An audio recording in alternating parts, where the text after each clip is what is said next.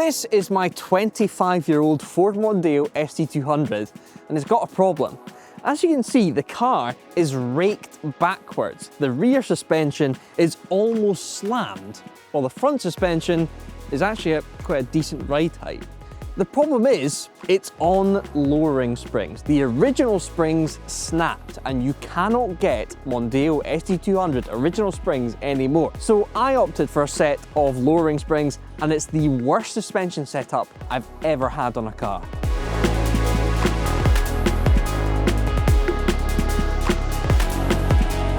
The problem is, these lowering spring sets don't seem to quite fit.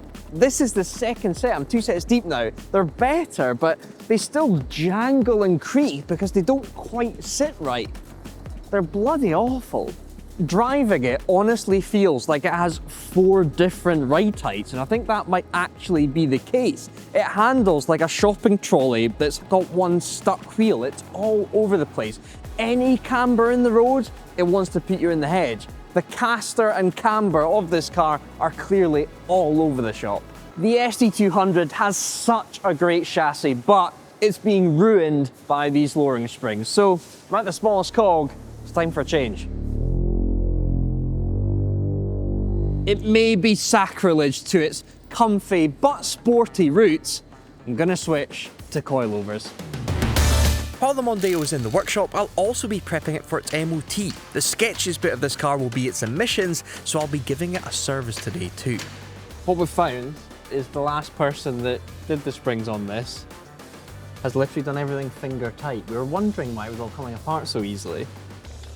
Literally, the gun didn't even click. It just went, woo, and it span out. My suspension, no wonder it was clunky.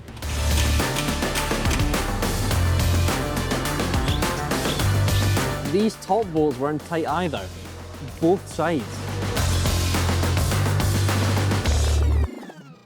Old, new. Shiny new. Do you reckon that's just going to go straight in, or is there any hardware from this that we need to do? It doesn't look like it. I think we've got to swap over these.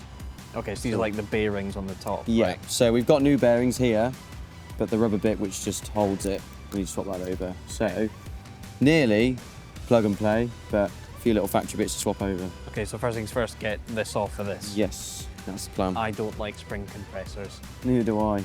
You can do it. Okay, we'll sort that out. I'll take that. I'll take the old nasty one. Thank you. Okay, so this is attached, just feed it in. Yep, through there, and then we'll put this on. What's a shame is the way you have to orient it, the BC Racing sticker's on the other side. It's really nice, BC Racing. These are the V1 coilovers, by the way, but it has to be that way, spin it round. Still looks awesome, but I want to see my BC Racing. In terms of keeping this 2.5 V6 on the road, one thing it struggles with is emissions during an MOT. It's right on the border almost every time. So something that will help that is making sure the oil is nice and clean, fully servicing the car. Now I've actually got my liquid moly sticker here the last time it was serviced. 155,986 miles.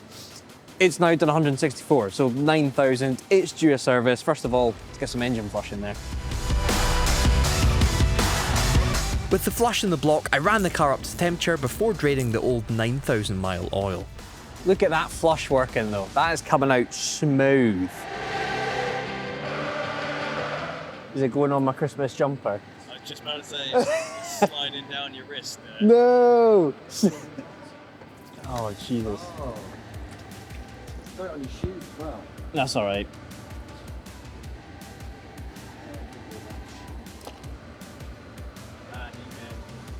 It snuck down my wrist, but I don't know if it's touched my jumper yet. It has. Richard's gonna be fuming!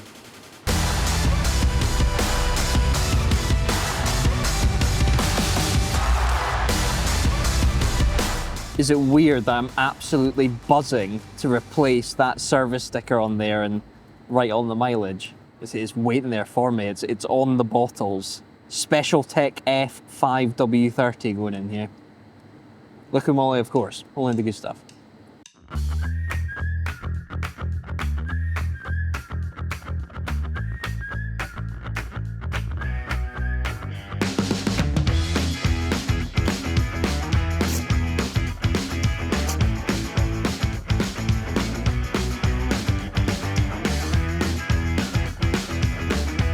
Something else that's going to help the emissions is this stuff, injector cleaner. Go straight into the tank, clean out those injectors so that engine after that oil flush, and this should be running really nicely.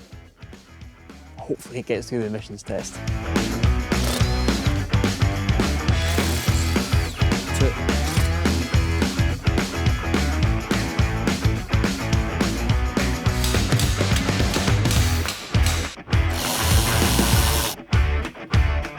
I've been tinkering away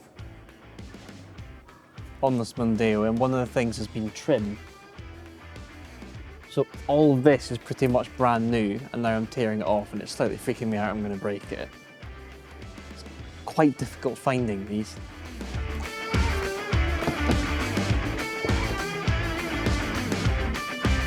I'm scared. Oh, look at that alignment. Look at this now. Ford 96 to 2000 Mondeo BC Racing. High performance shock absorber. So it's BC, so another C, and it's touring car.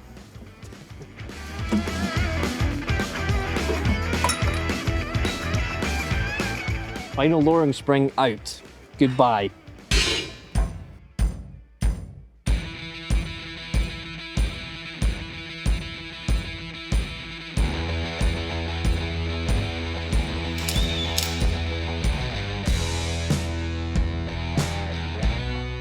Okay, now's the moment of truth. How did she sit?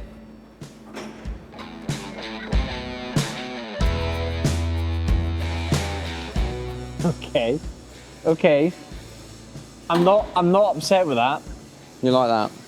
It's slightly low. Does look cool though. It does look cool, but I want it to still be a bit Mondeo. Okay. Shall we put them all the way up and then come back from there? Okay, yeah. Set them all high. But that immediately is a much more even looking car. It's got So, yeah. stance. Success already. But yeah, let's tweak now. Yeah, this is so much better. That's proper Mondeo height now. Way, way better. But yeah, let's go all the way up and then probably lower it a bit from there. Not slammed, just nice. It has to be better. It has to be better than what there was before.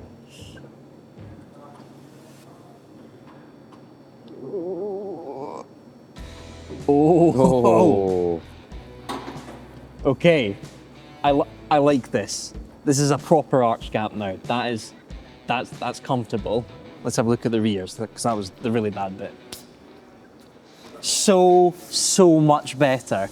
It's not slammed anymore. It's so much more even. Obviously, these coilovers will settle after a bit of driving, so we might need to bring it back and tweak it here and there. If anything, I want it to be raked forward, kind of like a Formula One car, so slightly nose down. But that is infinitely better. Coilovers 1, lowering springs 0. What a difference. We've hopped forward in time a bit, and I've now put 1,000 miles on this new suspension setup, and it is so much better. I'm now not being thrown into every single hedgerow around every corner. It's now planted and solid, like a Mondeo should be. Is it stiffer than it was before? Yes, but that's the trade up between springs and coilovers, and as I've said, I just cannot get original springs for this thing. But it feels good. Back to how it should be.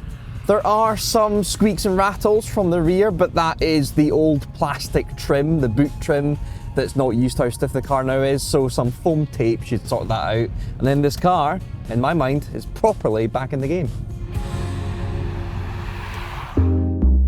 Since our time at the cog, there has been some adjustment. I've given it slight rake to the front, so the rear is 10mm higher than the front. Not much, but enough to give the look that I'm after.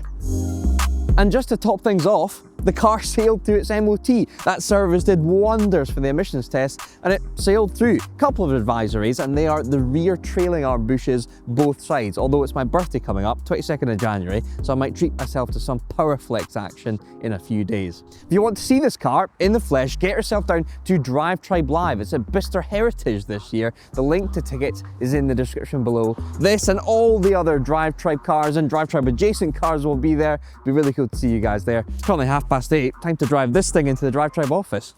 Proper daily.